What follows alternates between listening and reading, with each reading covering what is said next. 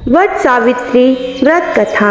हर सुहागिन महिला अपने पति के सुहाग की रक्षा के लिए ईश्वर से कामना करती है। पति की लंबी आयु की दुआ करने के साथ साथ वह उसकी तरक्की के लिए भी कई उपवास भी करती है।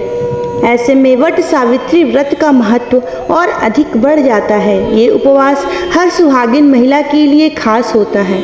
वट सावित्री व्रत के दिन सुहागिनें पूरे विधि विधान से पूजा करती हैं। कुछ महिलाएं निर्जला उपवास भी करती हैं। इस दिन वट वृक्ष की पूजा का खास महत्व है। माना जाता है कि इस वृक्ष की पूजा के बिना व्रत पूरा नहीं होता। धार्मिक मान्यताओं के अनुसार इसमें ब्रह्मा, विष्णु और महेश तीनों देव का वास होता है। इसलिए व्रत रखने वाली महिलाओं को तीनों देवताओं का आशीर्वाद प्राप्त होता है। यह उपवास ज्येष्ठ माह के कृष्ण पक्ष की अमावस्या तिथि को रखा जाता है। इस साल वट सावित्री व्रत 6 जून गुरुवार के दिन रखा जा रहा है। इसे वट पूर्णिमा के नाम से भी जाना जाता है। इस दौरान सत्यवान और सावित्री की कथा सुने बिना ये व्रत अधूरा माना जाता है। पौराणिक मान्यता है कि वट सावित्री व्रत करने से पति की आयु लंबी होती है और परिवार में सुख समृद्धि बनी रहती है। यही नहीं, अखंड सौभाग्यवती भव का भी आशीर्वाद प्राप्त होता है। वट सावित्री व्रत कथा। मद्र देश में अश्वपति नाम के धर्मात्मा राजा का राज था और उनकी कोई भी संतान नहीं थी। राजा ने संतान प्राप्ति के लिए यज्ञ करवाया, जिसके शुभ परिणाम के बाद उनके घर एक कन्या का जन्म हुआ। इस कन्या का नाम सावित्री रखा गया।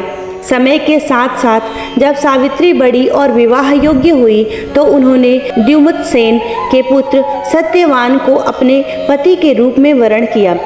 सत्यवान के पिता भी राजा ही थे, लेकिन उनका राजपाट छिन गया था, जिसके चलते वह दरिद्रता में जीवन व्यतीत कर रहे थे। सत्यवान के माता पिता की भी आंखों की रोशनी चली गई थी और वह जंगल से लकड़ी काटकर उसे बेचकर अपना जीवन गुजारा कर रहे थे। वहीं जब सावित्री और सत्यवान के विवाह की बात चली, तब नारद मुनि ने सावित्री के पिता राजा अश्वपति को बताया कि सत्यवान अल्पायु है और विवाह के 1 वर्ष पश्चात ही उसकी मृत्यु हो जाएगी। नारद मुनि की बात सुनकर सावित्री के पिता ने उन्हें समझाने का बहुत प्रयास किया, लेकिन वह नहीं मानी। अंत में सावित्री का सत्यवान से विवाह हो गया। शादी के बाद सावित्री अपने सास ससुर और पति की सेवा में लग गई। फिर एक दिन वो दिन भी आ गया जिसका जिक्र नारद मुनि ने किया था, सत्यवान की मृत्यु। उस दिन सावित्री भी सत्यवान के साथ वन को गई।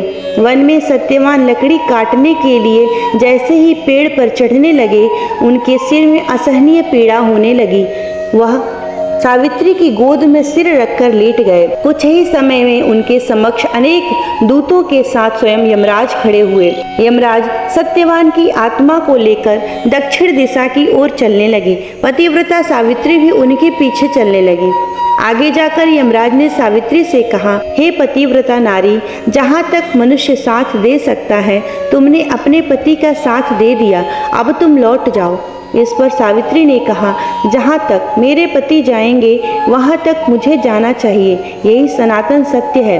यमराज सावित्री की बात सुनकर प्रसन्न हुए और उनसे 3 वर मांगने को कहा।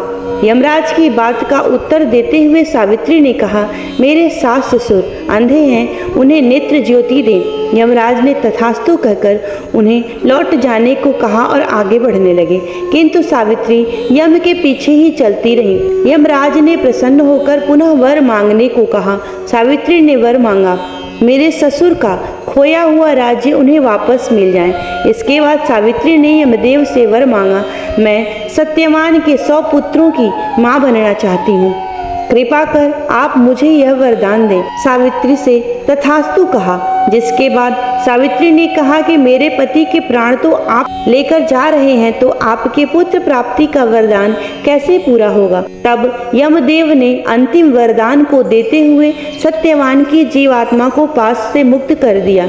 सावित्री पुनः उसी वट वृक्ष के पास लौटी और उन्होंने पाया कि वट वृक्ष के नीचे पड़े सत्यवान के मृत शरीर में जीव का संचार हो रहा है। कुछ देर में सत्यवान उठकर बैठ गया। उधर सत्यवान के माता पिता की आंखें भी ठीक हो गईं और उनका खोया हुआ राज्य भी वापस मिल गया। इस प्रकार सावित्री ने यमराज से अपने पति की आत्मा को मुक्त कर दिया। जो भी महिला वट सावित्री पूजा के दिन यह कथा सुनती है और पूरे मन से उपवास करती है, उसके पति की आयु लंबी होती है और वह सौभाग्यवती होती है। जय श्री कृष्ण।